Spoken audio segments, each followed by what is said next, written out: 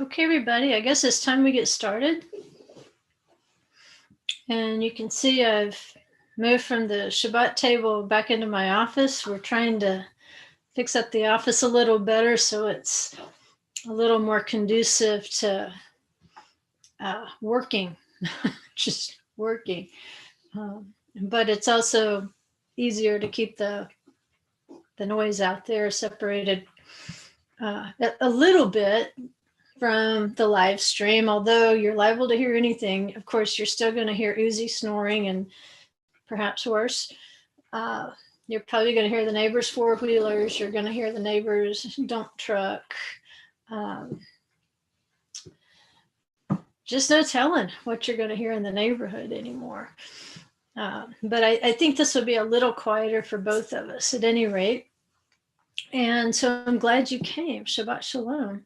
And especially if you've had to stay up late. I know some of you are on another continent and Shabbat's already over for you and you're having to stay up late in order to listen to this. So kol hakavod, right?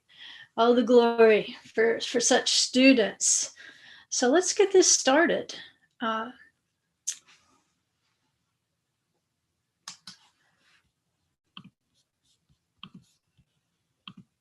Our Torah portion this week is Kitisa. And the title that I've chosen is The Melted Darlings. And we're going to explain that. I know that's probably one of my stranger titles, and I do have some strange titles. And a lot of times people remember the title. They don't have a clue what I said, but they'll remember the title. And if that's all you can remember, then, maybe you'll remember the title and maybe one key thing that goes with it. And I'm hoping the key thing that you'll remember is what it means to be a darling. And the thing that we decided to do this week was to merge the weekly Torah, the weekly online Torah teaching. We typically, what we do is we'll do one night in the Torah portion, and then we'll do one night in the Song of Songs. And the last 2 or 3 weeks, they've merged together. And so this week, rather than just fight what was happening, I just let it happen. And so we did 2 lessons on the Song of Songs. And what I did was I just inserted the information out of Kitisa that was relevant. I just inserted it into our lessons on the Song of Songs. So that's pretty much what we've done. You're going to see that the lesson today over Kitisa really is a combination of the 2 texts. So now,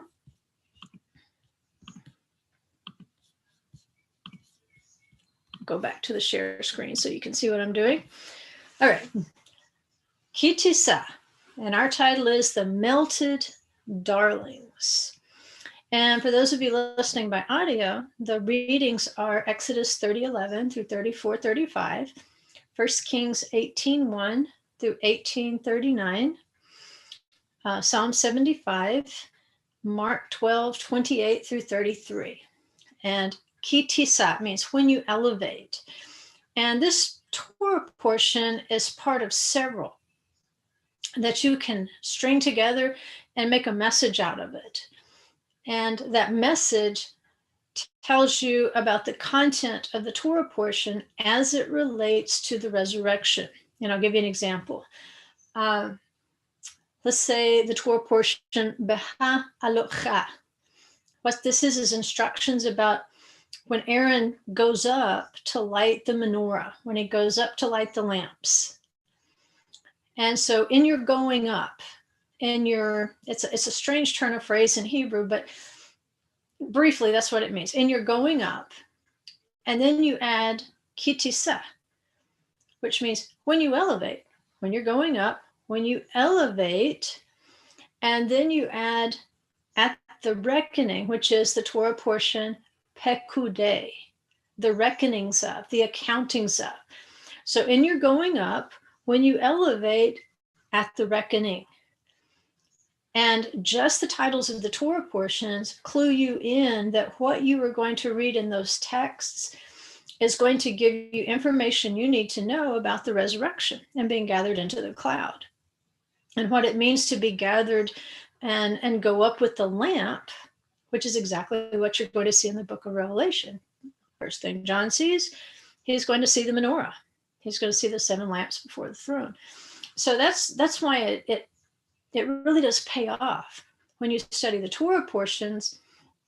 And as you become more familiar with them, you will start to see, I don't even like to call them hidden messages. They're plain messages, but it takes a few years of reading and trying to internalize what the title of the portion is all about, and then looking at the overall content of the Torah portion and saying, oh, wow,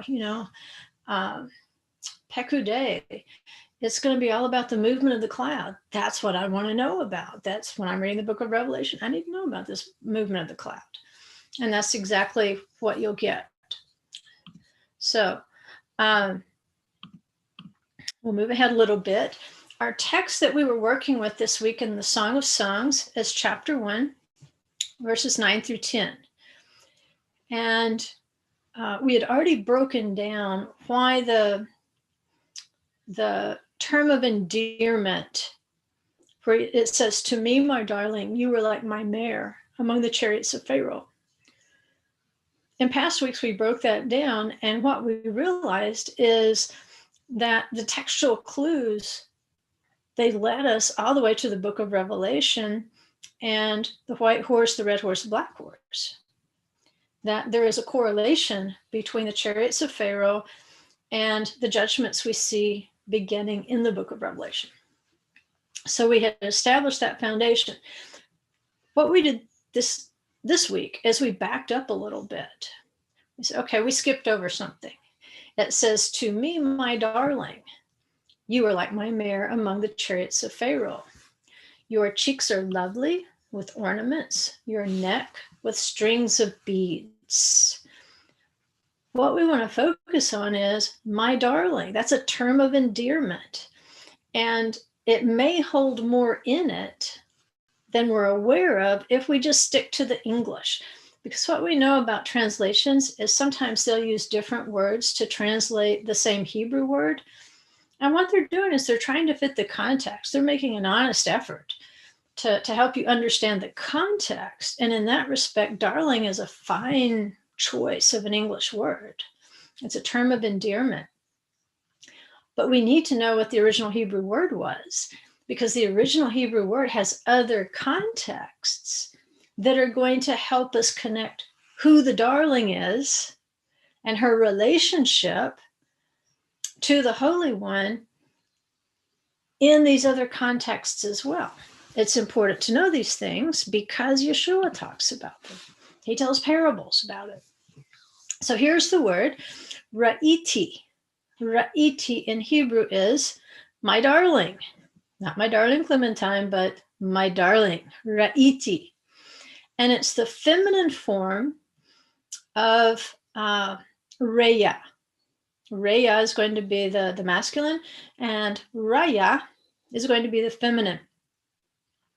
So when he says Ra'iti, he's addressing it to a feminine group. All right, of course, we're reading a parable here, but it's being addressed to his darling, which we're going to assume to mean Israel. So it's a feminine form. It doesn't just mean darling, though. It can mean a friend, a close friend, a neighbor, a companion.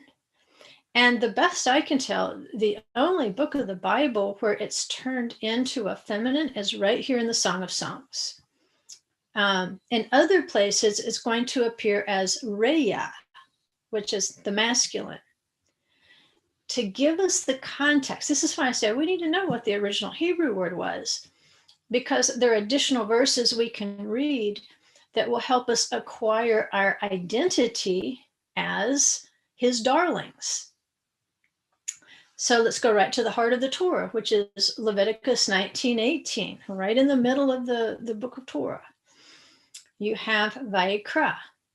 It says, you shall not take vengeance nor bear a grudge against the sons of your people, but you shall love your neighbor as yourself. I am the Lord.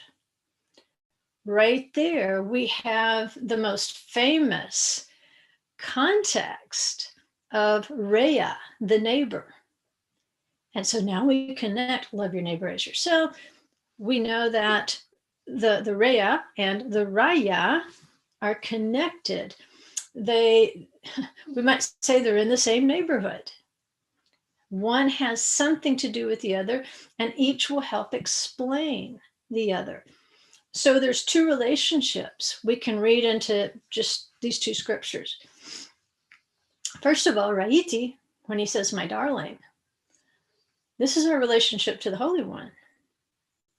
And then in Leviticus 19:18, where he says, you shall love your neighbor, your Reah, as yourself, he's talking about your relationship to your fellow human beings.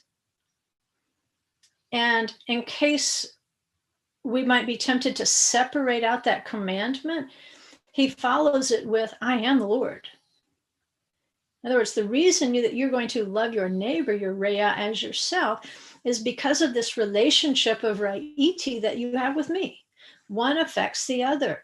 If you're not in good relationship with your Reah, then how will you ever be his Ra'iti? But if you are his Ra'iti, then you should long to also be a good neighbor, to be a good friend, to be a good companion. So let's go back to the verb, Ra'ah. We know what the noun forms are. Reah, Raya. There's another word, Ro'eh. Ro'eh. And Ro'eh is a shepherd, or a Ro'ah is a shepherdess. And in fact, it's a homonym to Ra'ah, which means to see. The only difference is when we're looking at Reah, the good neighbor, it's going to be spelled with an ayin. If we're looking at Ra'ah or Ra'ah, to see, it's spelled with an aleph. And they're both really silent letters in modern Hebrew, not pronounced really any differently in modern Hebrew. In ancient Hebrew, there would be more of a sound to the ayin. It would be very back of the throat, almost like a g, way back there, like Ra'ah. You kind of drown it in the back of your throat. But in modern Hebrew, you would have to know the context to know which word somebody was using. So the verb Ra'ah, the definition of it is to tend a flock, to pasture it, to graze it. It can mean by extension to associate with a friend, to be a companion, to keep company with, to make friendship with, to keep sheep, to pasture, to be a shepherd, right? The shepherding action of a shepherd. And so, in short, it means to tend to the flock. How are all these word associations helping us? Well, let's just put it in a nutshell. When we're a good neighbor, or when we are behaving as Ra'iti, the darling of the Holy One, it's related to a shepherding action. And first of all, we think of that in relationship to one another, because it's very hard to wrap our minds about how we would ever shepherd the Holy One. It is possible, though, if we take some of the basic definitions of the word and put them in a proper context. It may be that we were created with an ability to do something to care for the Holy One the way that he cares for us. It's a higher level of relationship. But first of all, most of all, if we want to understand what a Reah, a neighbor, is, or how to be Ra'iti, his darlings, it's going to depend on how we relate to one another, how we agree to be responsible for one another's well-being. One example being Rivka or Rebecca. Remember Eleazar, we assume it's Eleazar, Abraham's servant. He prays, he's trying to find a proper wife for Isaac, a righteous wife. And so Rivka comes to the well, and what does she do? She does way more than just offer to draw water for Abraham's servant. She draws water for all his camels. I mean, that's a monumental task. But this woman she has a shepherding heart. She has a shepherdess nature. She is willing to see to the needs, not just of other people, but even beasts. That's the character of Ra'iti. So they take it a step further. When the sages are reading Ra'iti in the text, my darlings, they take it all the way to even the literal meaning of it, which would mean my shepherd. My darling would mean my shepherd. And so that's why I said it's kind of hard to get our minds around that one. How could we be shepherds of our own creator? Well, they say it's primarily in the relationship. There's nothing tangible that we're going to provide for him that he needs.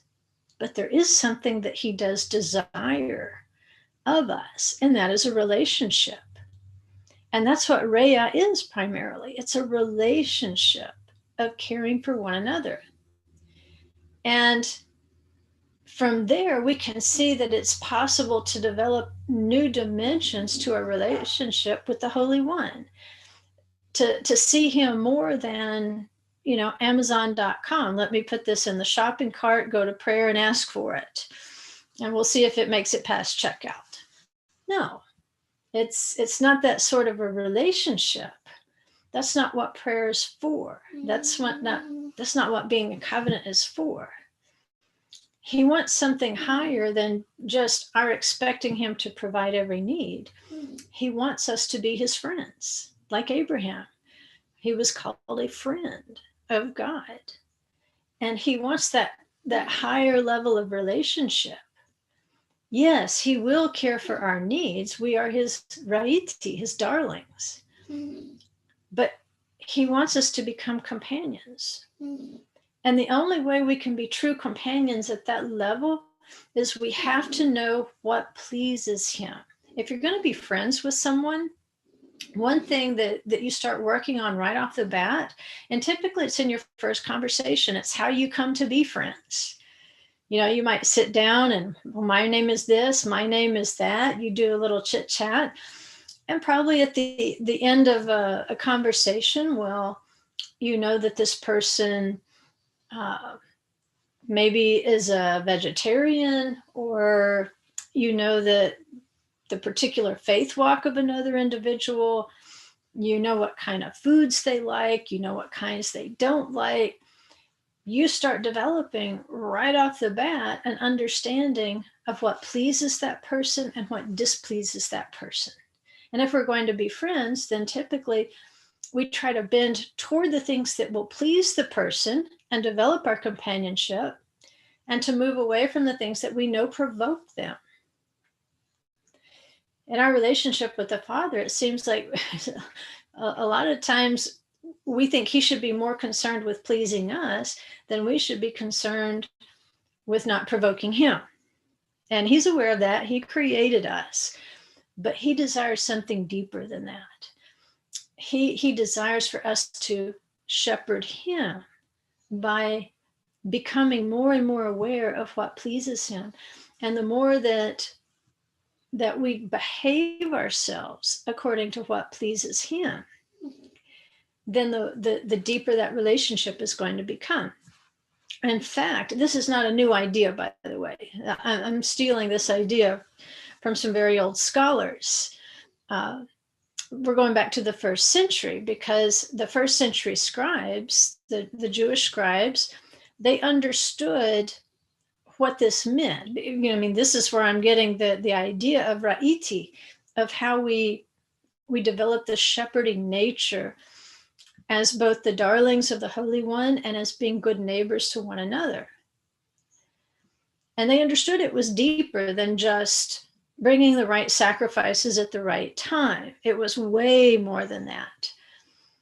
And so in Mark 12:28, we have one of the scribes, and he's been in on a conversation where Yeshua was teaching and talking. And it says, one of the scribes came and heard them arguing, and recognizing that Yeshua had answered them well, asked him, "What commandment is the foremost of all?" Yeshua answered, "The foremost is, Hear, O Israel, the Lord our God is one Lord. And you shall love the Lord your God with all your heart, and with all your soul, and with all your mind, and with all your strength. And the second is this, you shall love your neighbor as yourself. There is no other commandment greater than these." The scribe said to him, "Right, teacher, you have truly stated that he is one, and there is no one else besides him.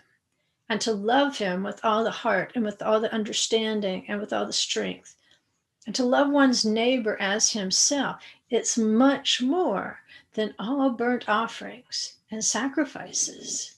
And this is what the scribe throws into the conversation. So Yeshua points out that being a good neighbor to your fellow human beings is right here alongside your relationship of ra'iti, when you love him with everything within you. When you develop that ra'iti relationship with him, at the very same time, you are developing the re'ah relationship. You are becoming a good neighbor. And so the scribe says, yes, this is right. This is the way that we read it.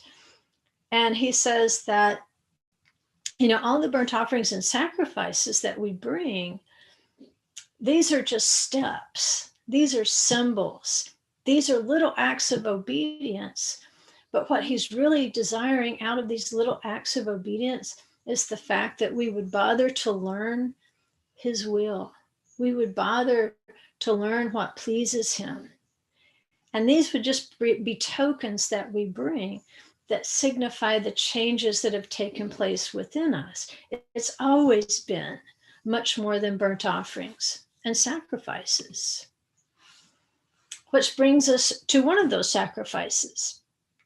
Each day in the temple, there was a tamid offering. And that tamid means perpetual. It went up twice a day. Sometimes it's translated whole burnt offering, but it's an olah offering. It's a going up offering. And if we look at olah, its root Allah, it means to go up. So this is a going up offering that has to go up twice a day. It's like a resurrection offering. And so it's going to connect the darlings, the ra'iti of Israel, to their re'ah in heaven, their companion in heaven. And this tamid offering always had to be a lamb. And that's going to add another dimension to Yeshua's service. I know as we're getting closer to Passover, we tend to think of him in the role of Passover lamb. But what if he fulfilled more than that? What if it's teaching much more than the burnt offerings of the tamid? If we look at John 1:29, of course, that John Yochanan, he's out there baptizing in the Jordan River. It says the next day, he, John, saw Yeshua coming to him and said, "Behold, the Lamb of God who takes away the sin of the world." Now, we can put him in the role of Passover lamb. Obviously, he connects his salvation with that role. But what if there's an additional role? And this is the one that John's talking about. Because the Pesach lamb, its role really wasn't to take away sin. It had some other functions, but that really wasn't the primary role. It was an act of obedience. And definitely pictures of Yeshua there. But in terms of taking away the sin, there's a very close context when we're talking about the Tamid lambs. And those lambs offered Israel a closer relationship to the Father. And this is what Yeshua offered us when he walked among us as a human being. He showed us that we could have that closer relationship with the great shepherd of the sheep. It was a closer, a better relationship than just the Tamid lambs. Even in our fallen condition, he could walk with us. He could offer us his presence, his companionship, and at the very same time, take away sin. So let's kind of look at what that means. The Tamid lamb. Think of the Tamid lamb not just in the context of the Pesach offering. Think of him in the context of the lambs that were slain twice daily in the tabernacle, which again, it made them perpetual offerings. In other words, if this is a resurrection offering, you never want your resurrection to stop. If this is a fellowship offering, if this is connecting heaven and earth, then you never want that relationship to stop. And this is the picture. It never ceased from day to day in the temple. This, I think, tells us more about the role of Ra'iti, she who shepherds me, she who sustains me. It's referring to a nation who has matured into this relationship with the great shepherd of the sheep. She has developed a relationship of mutual love and care. She's paying attention to what he needs and wants, her obedience every day, never ceasing. She never ceases to seek after his will, just like the Tamid lambs. So Numbers 28:4 tells us, the one lamb you shall make in the morning, and the second lamb shall you make in the afternoon. So we have two lambs with one purpose, and that is to sustain that relationship of the Re'ah. We want to be the Ra'iti, the little darlings, with our friend above. And we also want to develop our relationship of Re'ah to our neighbors here on earth. So that perpetual smoke that went up, it connected the two realms of heaven and earth. And here's what's said in the commentary on this. It says, that of the morning offering was offered to atone for the sins committed during the night. And that of the afternoon was offered to atone for the sins committed during the day. As such, no person spent the night in Jerusalem in possession of a sin, as it is stated, righteousness lodged in her. And that's from Isaiah 121. Now, we don't want to take that literally. That particular commentary, it's not meant to be taken literally, because obviously sin did. There was sin in Jerusalem. That's why it was destroyed, and that's why there was a deportation. But there's a principle there that's been passed down from the sages, that the lamb, the two lambs with one purpose, they were picturing a relationship. And that through these lambs, if you came into Jerusalem, somehow your sins were atoned for day and night. And we say, oh, that wasn't true. It's a principle they're trying to teach us. And I think this is why John made that statement, behold the Lamb of God who takes away the sin of the world. The Passover lamb wasn't connected primarily to that. But these lambs were definitely, in the Jewish mindset of the first century, definitely connected to what John said, that if he said, behold the Lamb of God who takes away the sin of the world, they wouldn't have automatically thought Passover lamb, but they would have automatically thought, oh, the Tamid lamb, two lambs, one purpose. And so the purpose of this lamb is to make sure if you were lodging in Jerusalem that your sins are atoned for, that you're not lodging in her in a state of unrighteousness. And when we look at Yeshua in that respect, how he ever lives to make intercession for us as the lamb that was slain, not only from the foundation of the world, but who can also take away the sin of the world. Now it makes a little more sense. And now I think that enlarges the way that we can see Yeshua, the way that we understand his work. And as we're reading the letter to the Hebrews, a lot of times there's a lot of language like this. It's very Yom Kippurish when we read the letter to the Hebrews. And I think sometimes it's because it's rooted in these ideas that Jews had about the function of the Tamid lambs. And in that sense, even the book of Hebrews makes more sense. Yeshua does take away the sin of his father's sheep in this world day by day. He is atoning right now until an even greater relationship of the Reah is established in Jerusalem.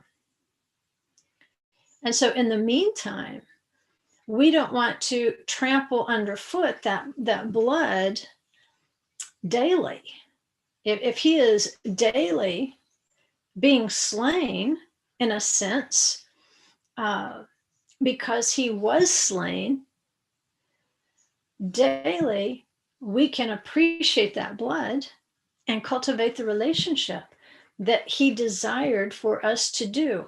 Remember what the scribes said, all the sacrifices and burnt offerings, they just weren't the equivalent of the relationship.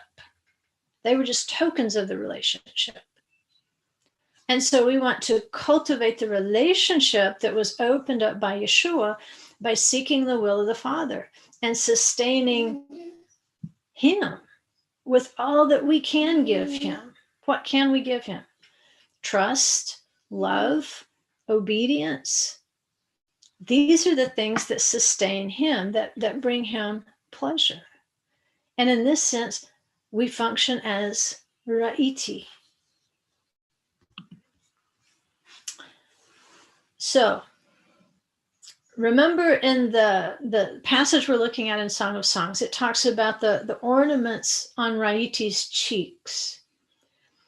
And the Midrash to that passage says, just as the cheeks were created for the purpose of speech, so were Moses and Aaron created for the purpose of speech. That is, the teaching of Torah to the people of Israel.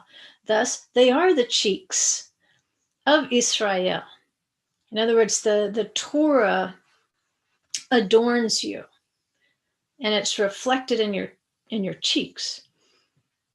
It also says a person's joy is reflected in his cheeks. Accordingly, Moses and Aaron were comely. They were handsome with the Torah they taught and the facial expressions that they displayed toward one another when they taught. If you've ever been around team teachers who are truly at ease with one another, you can see exactly what they're talking about here, how Moses and Aaron would teach, and there was no jealousy. There was no competition. They were on the same page of the Torah. And they say that the lack of jealousy between Moses and Aaron in terms of position, authority, honor, and all that, they say that this lack of jealousy is an example that we should follow of being a good Reah, and a good neighbor, because it's how we look at one another when we take joy in the other person's accomplishments. Psalm 133:2 says, like the precious oil upon the head, running down upon the beard of Aaron. Now, in that passage, there's a repeated phrase. And like I'm hammering all the time, if you see something that looks out of place, something repeated, restated, then we have to stop and pay attention, because it's making more than one point.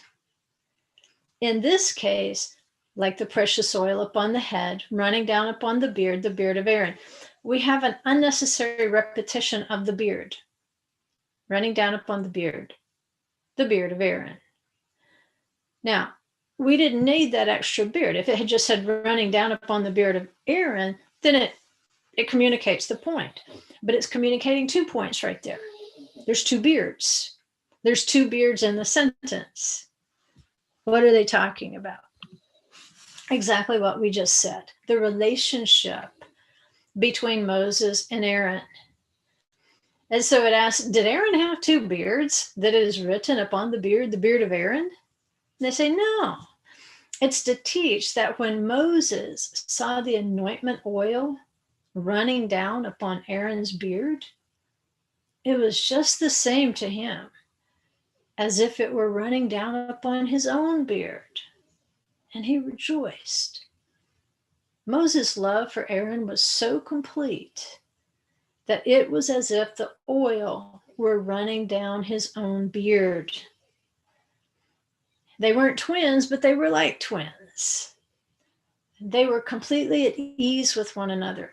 They were completely out of competition with one another. Aaron didn't want Moses' job. Moses didn't want Aaron's job. They each, I'm sure, had a different perspective on the Torah as they were beginning to apply it, because we know Aaron had such a merciful, humble heart. He was so full of grace. I mean, he had that priestly heart.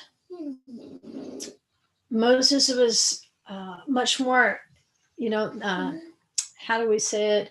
Not judgmental, but I think he was probably much more strict in his application, because I think he was, like Aaron had to find out, he knew the consequences of bringing down the wrath of Adonai. And so you had 2 perspectives, the same Torah. And that's the beauty of gathering together to study together, is that you can draw out many aspects of the Torah. And for our Western mindset, where we're conditioned, we want the answer. We're conditioned to believe there's only one answer to everything. And that's because we haven't studied Torah long enough. As we study it year after year after year after year after year, we realize every year we just put down a new layer of understanding. There's a new depth. There's a new clarity. There's a new side of what we're reading. And it's okay. The things that we learn aren't really in conflict with one another. We're just reaching a new level of it. And so with Moses and Aaron, we can see this utter lack of competition or coveting of one another's jobs. And this relationship was so close. They were such neighbors to one another that Aaron's success, Moses saw as his own success. Aaron's blessing, Moses saw as his blessing. And likewise, Moses' blessing, Aaron was able to see as his own blessing. And that's not easy, folks. We're brought up with very competitive outlooks on life. It starts young in Little League, right? It starts young. And competitions to memorize the most Bible verses. It starts young.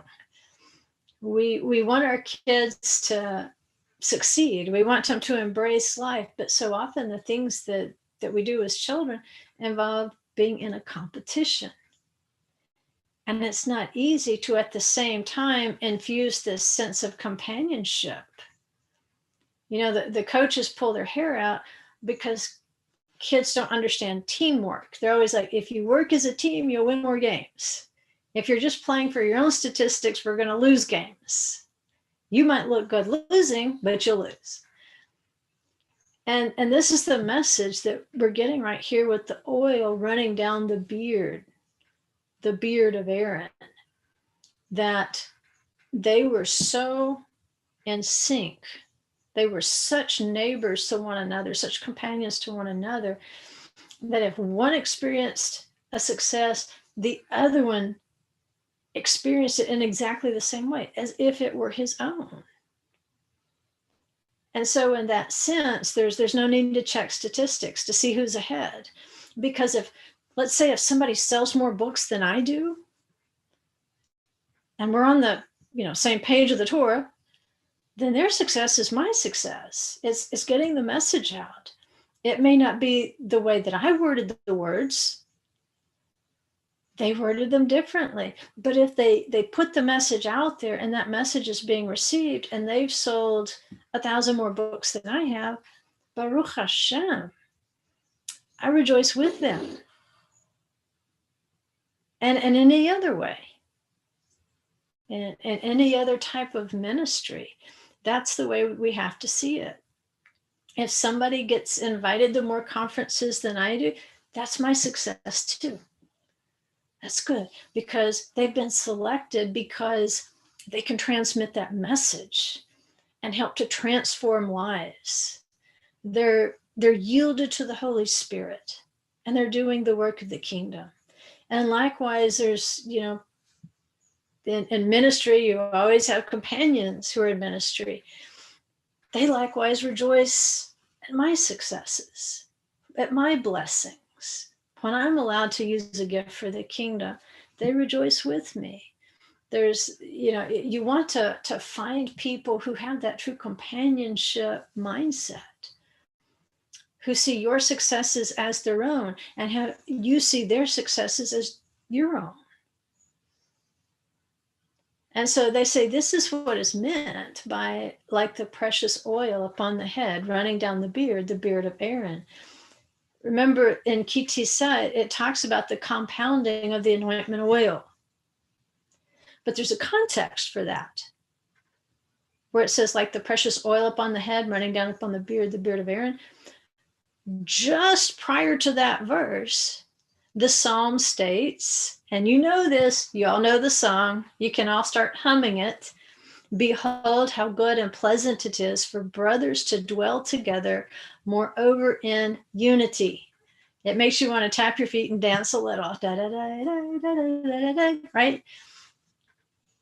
That's the message. Behold, how good and pleasant it is for brothers to dwell together, moreover in unity, like the precious oil upon the head running down upon the beard of Moses, the beard of Aaron. Who cares whose beard it is? We're together, we're brothers. That's the message of not just being a darling of the Holy One, but also being a darling companion of the people that are in your life. In fact, it can even be a people who is in your life, not of your own choosing. We tend to want to accumulate good neighbors that think exactly the way we do, so they're less challenging. But remember, Yeshua asked, she told a parable. They said, like, who's my neighbor? And so Yeshua tells the parable of the Good Samaritan. And then he says, who's the neighbor here? And they say, well, the neighbor was the one who helped the one in need. And that's exactly what our definition is telling us about a Rhea. A Rhea is somebody who takes responsibility for someone else and doesn't feel as if he or she has succeeded unless that other person too is sustained. That's what a shepherd does. That's what a Rhea, a companion, does, a neighbor does. They help to sustain other people. So when the song says, your cheeks are lovely with ornaments, it reminds us we have two cheeks. And those cheeks are what are going to express a joyful countenance of that Ra'iti relationship we have with the Holy One, because we have learned what's in those twin tablets, two cheeks, two tablets. And remember, the 10 Commandments, they address two areas: your Ra'iti relationship to the Holy One and your Rhea relationship to other people, how you treat God and people. And that's our connection to this week's Torah portion. Remember, they took a half shekel census. It was wrong to literally count heads, but they could take the half shekel, put all the shekels in a pile, half shekels, count the half shekels, come up with the number, and we know that there's this many people who have been counted. And that way we won't bring a plague on the people by directly counting them. And what this does is, because you could only bring a half shekel, it showed you that you were in direct relationship to one another. There is no person in the camp, or dog, there is no other person in the camp who can be a whole without another. And this is what the 10 words, the 10 commandments do. They connect the Reah to our obligations toward heaven and our obligations toward human beings. And these obligations, we understand, are to go even beyond obligation and to go into the realm of relationship, into that higher realm of Reah, to be a good neighbor. And so the ornaments, it says betorim in Hebrew, talking about the ornaments that adorn the ra'iti. And it can be a circling or a row, or it can be an order of things, a turning. Like in Israel today, if you're standing in a line waiting for a ticket or something, you might say, Amadati Bator, I stood in line. Tor is the line, but it can also mean this circling or turning. And in this sense, we know we read the Torah in cycles. There was a prescribed cycle, in the 7-year cycle of the feasts. But we know that there's also other cycles. There's an annual cycle. Some people do a 3-year cycle. But it's telling us that reading the Torah in cycles, it can become an ornament for the darling Israel. She's beautifying herself with heaven's ornaments. She's beautifying herself with these lines, these Torim of the Torah. She's making herself beads, pearls, precious stones. And, it's likened to the way a woman would beautify herself with her best jewels, like Queen Esther, beautifying herself when she's going to go into the king and ask for the life of her nation. She beautifies herself with all the precious stones. She fixes her hair. She wants to look glorious. And so this is exactly what the Torah does for us. It readies us. It's like the fragrances, the oils, and so forth that Queen Esther went through before she met her king for the first time.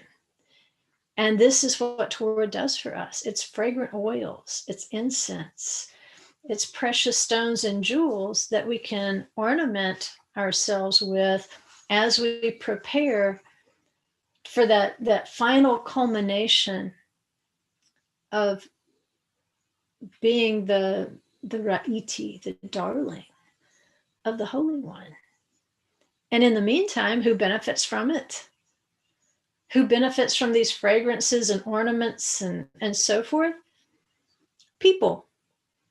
Because the same things that bring pleasure to the Holy One can also bring pleasure to people, can also comfort people, can also nurture other people. These are spiritual, heavenly ornaments. And in fact, in Revelation 21, verses 16 through 21, we see that these ornaments upon the cheeks of the ra'iti, it's a foretaste of Jerusalem. Jerusalem is a city that's built out of the darling's ornaments. It says the city is laid out as a square. Its length is as great as the width. And he measured the city with a rod, 1,500 miles. Its length and width and height are equal. And he measured its wall, 72 yards, according to human measurements, which are also angelic measurements. The material of the wall was jasper, and the city was pure gold, like clear glass. Remember the good gold that was in the Garden of Eden? The foundation stones of the city wall were adorned with every kind of precious stone. The first foundation stone was jasper, the second sapphire, the third chalcedony, the fourth emerald, the fifth sardonyx, the sixth sardius, the seventh chrysolite, the eighth beryl, the ninth topaz, the 10th chrysoprase, the 11th jacinth, the 12th amethyst. And the 12 gates were 12 pearls. Each one of the gates was a single pearl. And the street of the city was pure gold, like transparent glass. So look at these adornments that describe the holy city. These are the same adornments that we can put on every week, every day of every week. When we study line upon line upon line of the Torah, and we learn more and more and more of what it means to be a companion and a shepherd of the Holy One, by giving him what he desires, by doing his will, that's what we're making right here. This beautiful holy city. But our Torah portion has another use of the word neighbor, and this is the cautionary tale. Exodus 32:37. Remember, we've just had the issue of the golden calf, and we have 3,000 people who have been identified as the worst of the idolaters.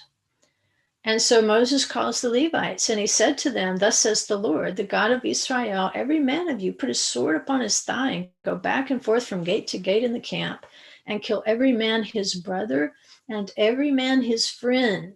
Re'ehu, that's the neighbor. And it also says every man his neighbor. That's a translation of a different word.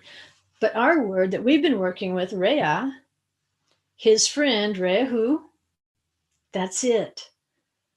So you say, well, you keep telling me to be a good companion, to be a good neighbor, and now Moses is telling us to kill our neighbors? Well, here's the hard truth. Sometimes if we love our neighbor, we'll rebuke our neighbor.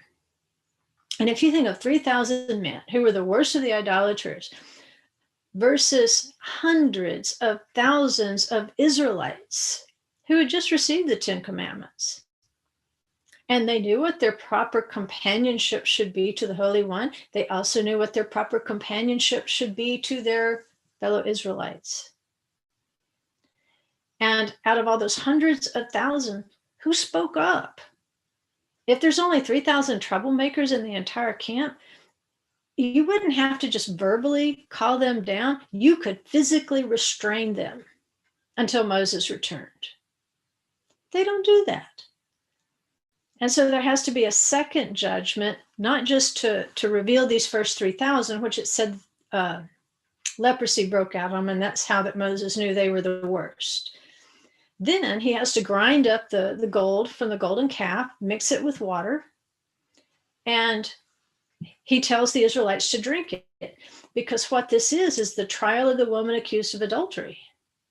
And when she drinks the water, when she drinks the bitter water, it's going to reveal, in this case, they say by the next morning, which of them were also guilty. Maybe they weren't as active. Maybe they didn't break out with the sign that said they were the worst, but maybe like Moses called them later, he said, lest there be a bitter root among you.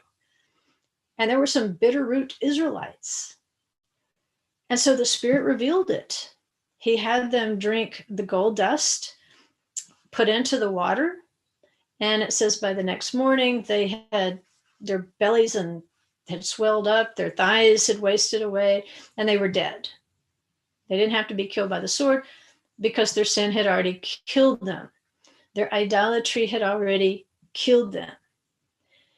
And so, again, if the rest of the Israelites had caution, had they been good neighbors, had they been good shepherds to their neighbors, they would have warned these other sheep, you're stepping off the cliff here. Please don't go. Please don't walk off the cliff.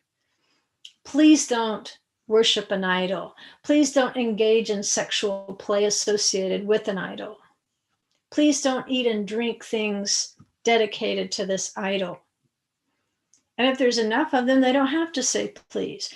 They can say, for your own good, we're going to restrain you until Moses comes back and the court sits on your behavior.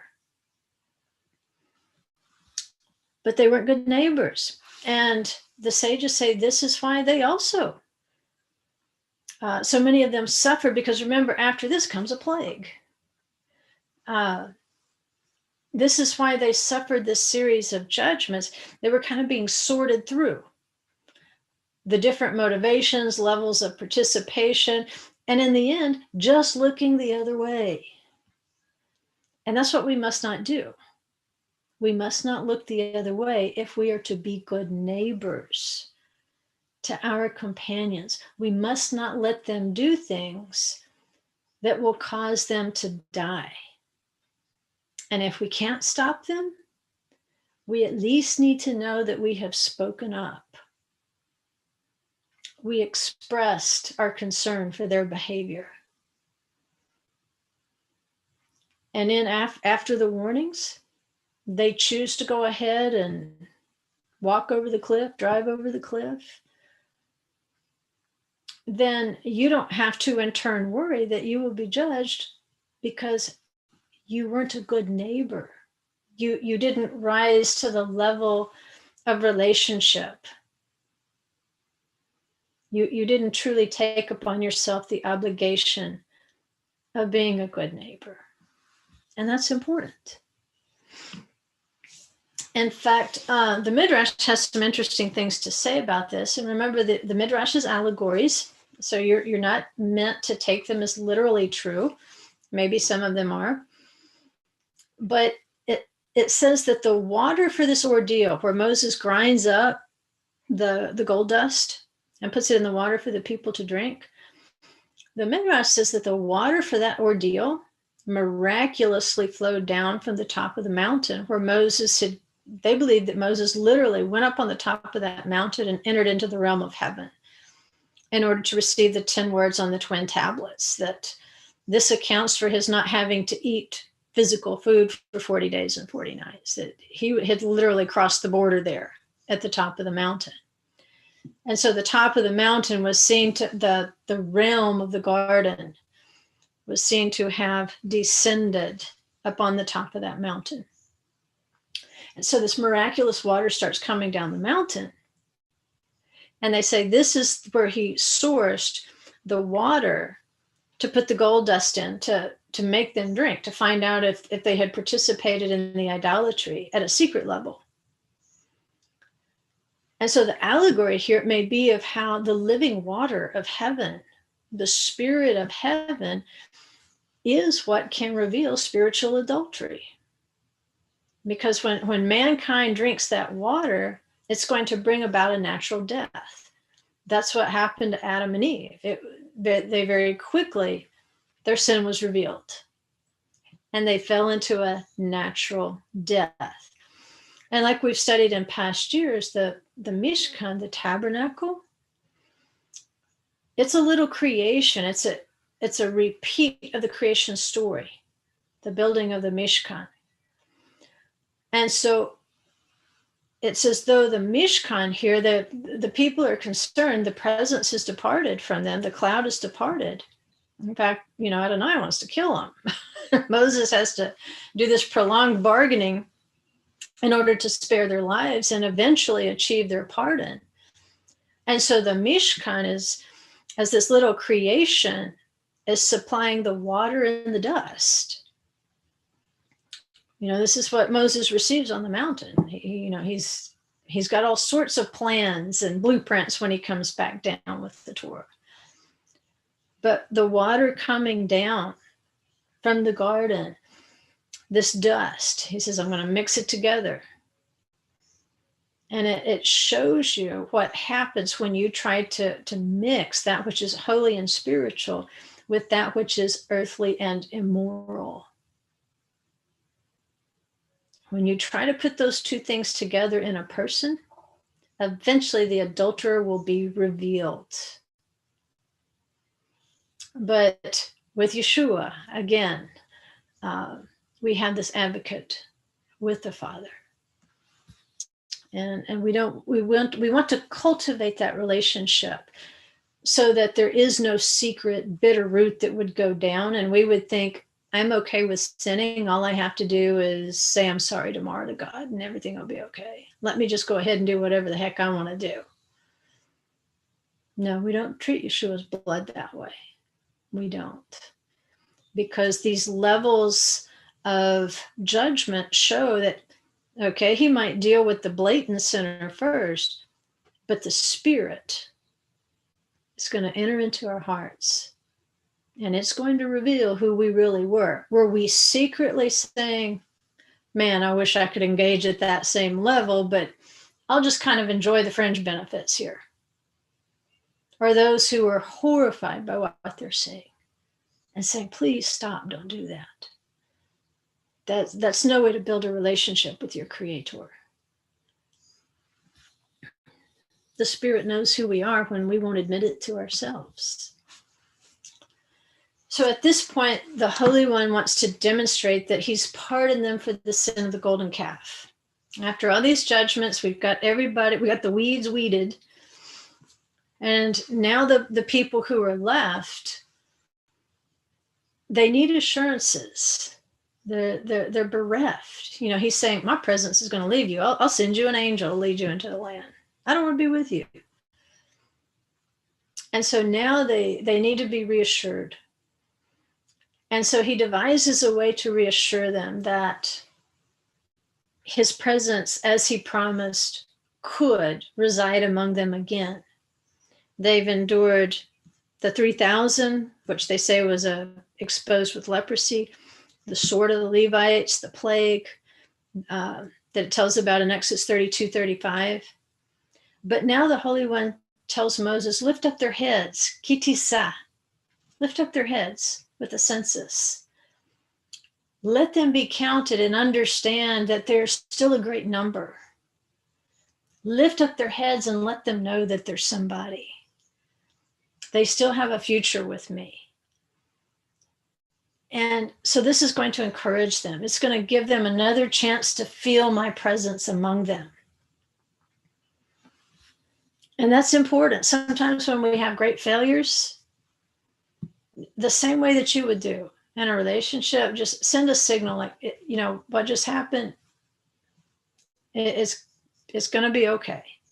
We have to, there's judgment, there's consequences, but there is hope for the presence.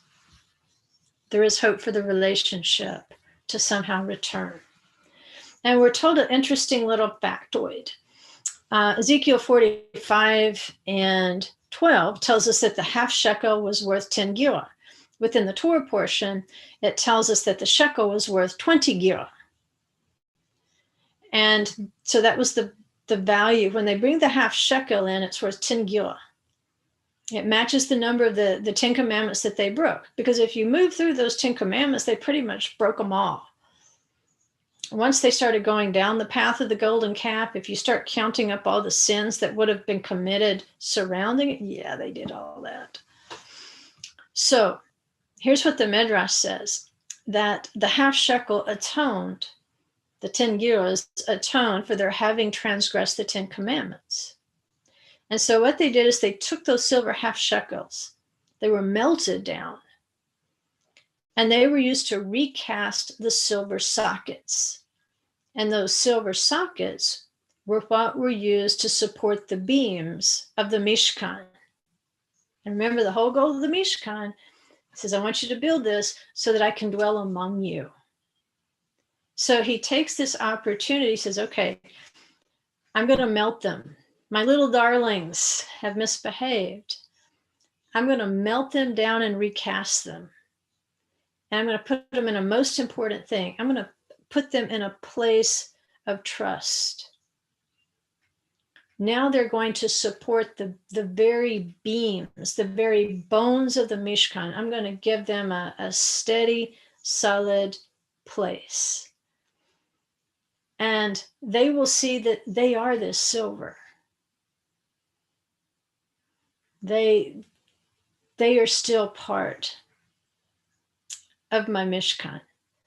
They're still going to experience my presence. And so it was a great plan. Everybody has a part. everybody, because the silver represents the people are now brought in beside the very walls of the Mishkan itself. And so one commentary said concerning this, it says the sockets comprise the foundation of the Mishkan.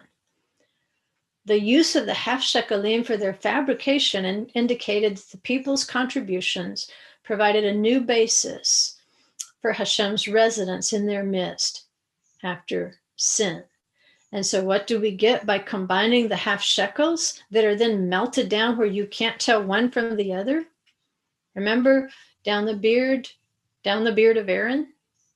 You couldn't tell one from the other because the other was just as joyful as the other when there was a blessing.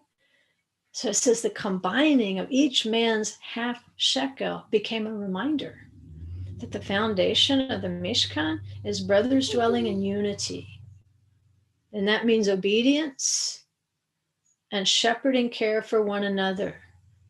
You can't be Ra'iti if you're not Re'ah. You can't be Re'ah if you're not Ra'iti. And that's what the Mishkan did. It pulled the people together. So the psalm for this week was Psalm 75.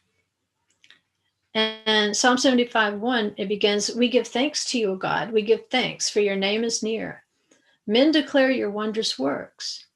When I select an appointed time, it is I who judge with equity.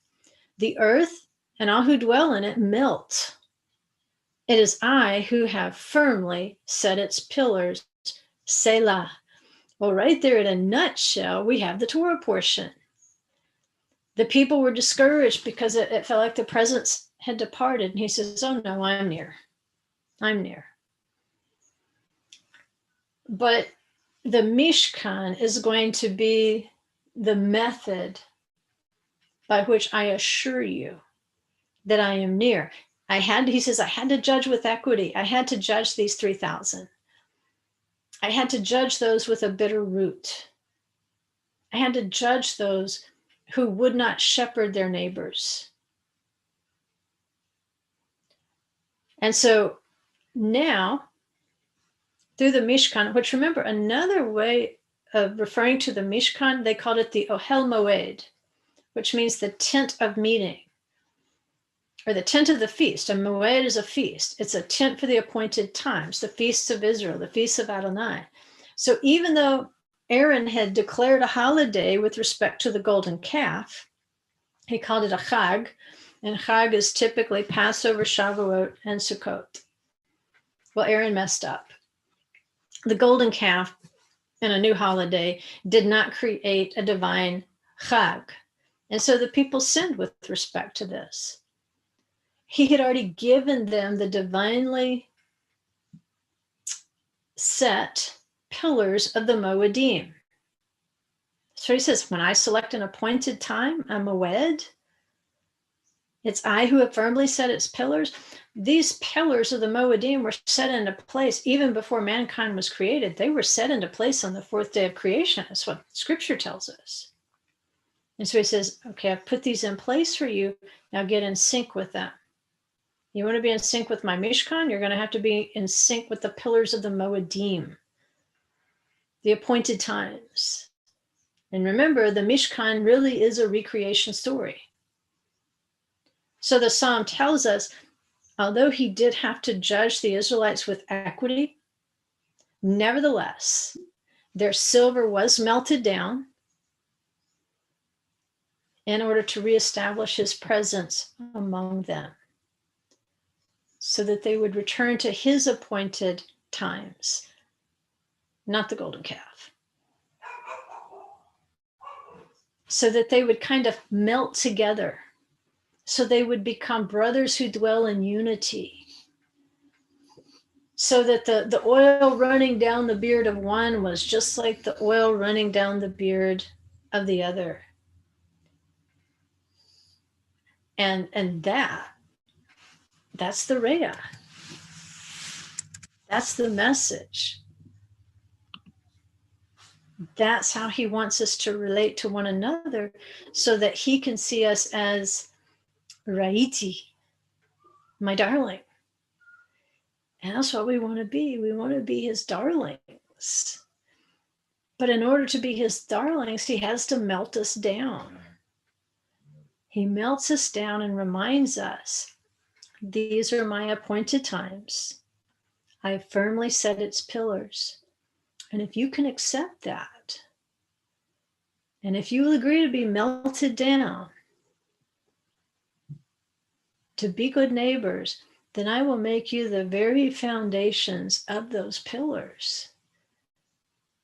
You will be the support of those appointed times in my Ohel Moed, my tent of meeting. And my presence will be there for you to experience at those holy times. You want to experience me? I've already set it in place. I need you to be a friend to me. I need you to be a darling to me. And I need you to shepherd me. Find out what my will is. And you'll enjoy the benefit of my presence at such a higher level than you ever anticipated. So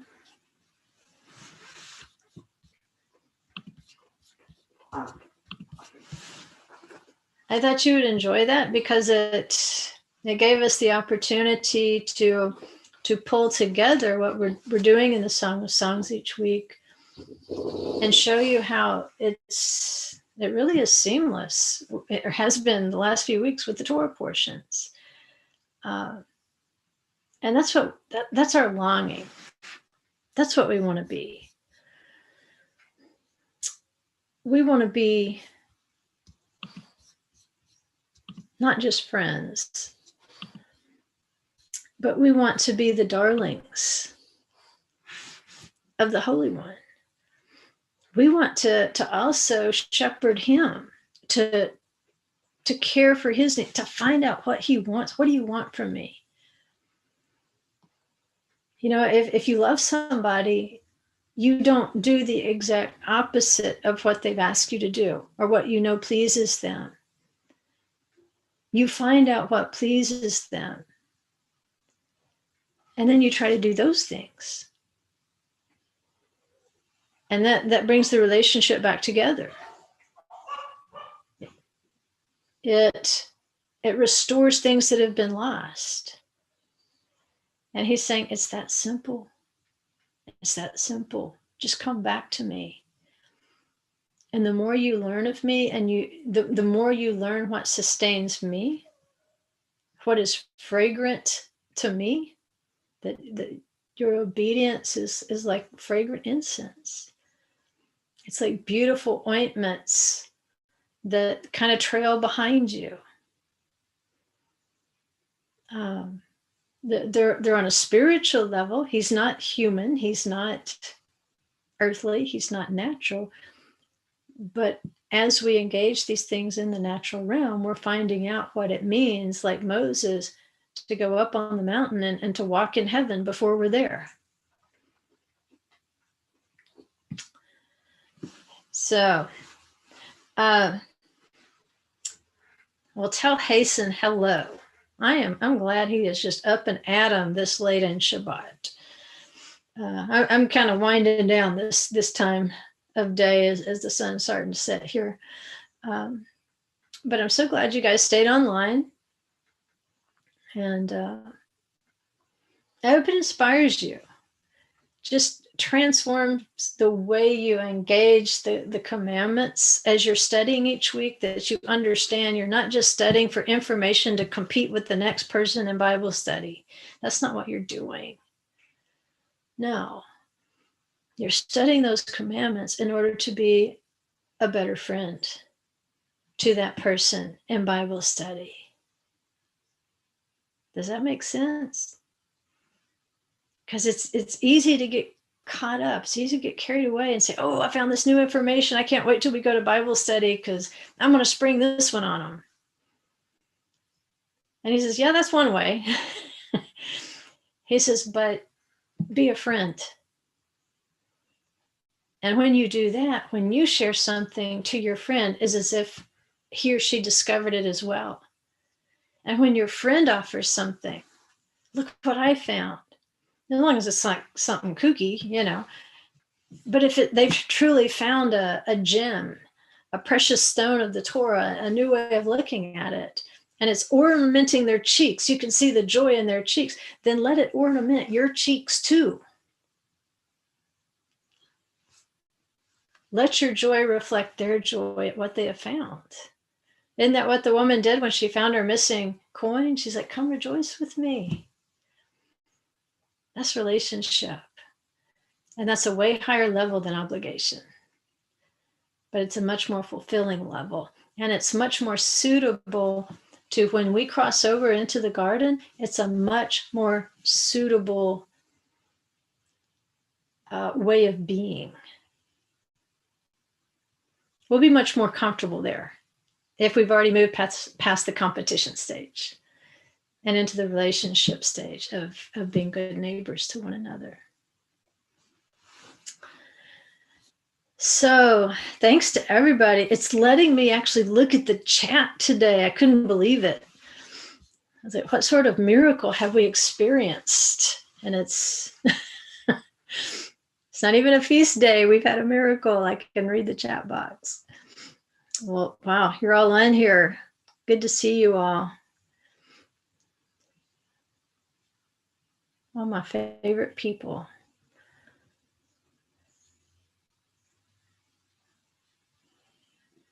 Tashunda, that's crazy that it's rainy and chilly in Florida because it is sunny here.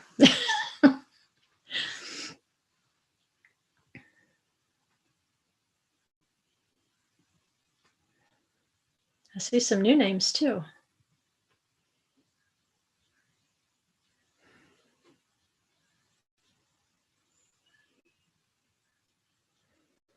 Well, I wish I could say hi to everybody, but there's so many names. I don't want to leave anybody out. So Shabbat Shalom to every single one of you. Like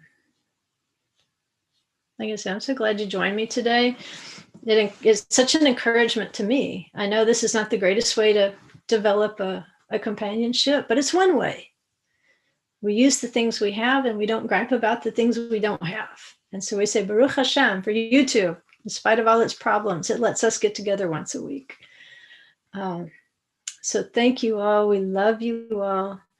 I want to throw a prayer request out there that was sent in from a congregation in Florida who has really been hit hard with COVID. And Pastor Albin, let me type his name in there if I can, if it'll let me.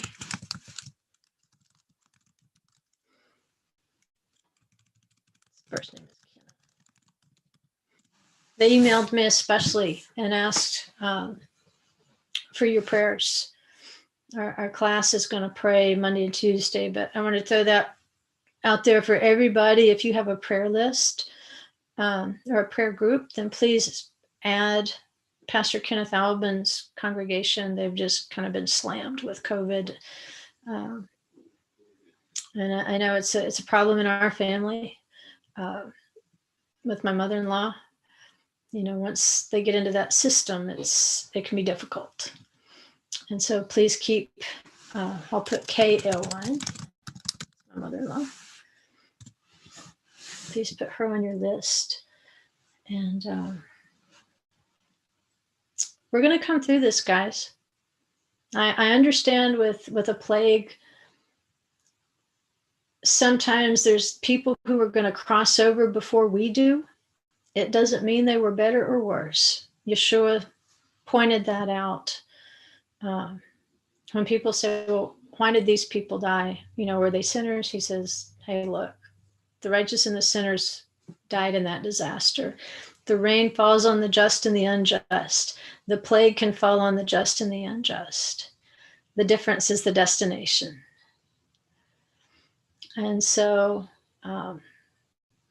that's the comfort that we have that many in the world don't have. And it doesn't mean it doesn't hurt when our loved ones are taken or our friends are taken. So we want to be sensitive to that. That's important. Just, you know, to let people know you're thinking about them and praying for them.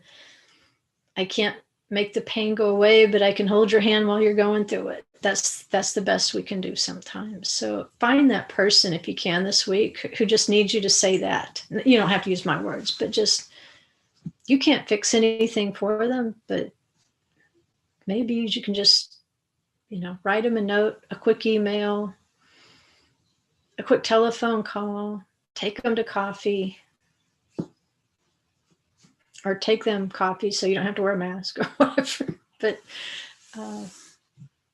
if you can, just encourage somebody this week and cultivate that Rhea relationship with someone. And you'll know that at the very same time you're doing that, you're also cultivating that Raiti with your Father in heaven. You're becoming his friend too. You're becoming a closer friend. Okay. All right. I would say Shabbat Shalom, but it's more like Shavua Tov at this point. May you have a wonderful, wonderful week ahead as we're getting ready for Passover. And maybe I'll see some of you at Jacob's tent. I think they're also doing, for people who can't come, I think they're also doing a live stream. I don't know that 100%, but if they are and you don't, that's probably why you're here anyway. You don't have a fellowship close. And so check into that if you can. I know you guys know Bill Cloud, but just in case you don't, it's Jacob's tent. And you can tap into that, I think, through Facebook or their website. And maybe make some online friends. Even if you can't go, you might stumble into somebody that is in your area that you could get together with, which would be awesome. Make a good neighbor, right? Better than State Farm. All right. See you guys next week. B'ezrat Hashem. We love you.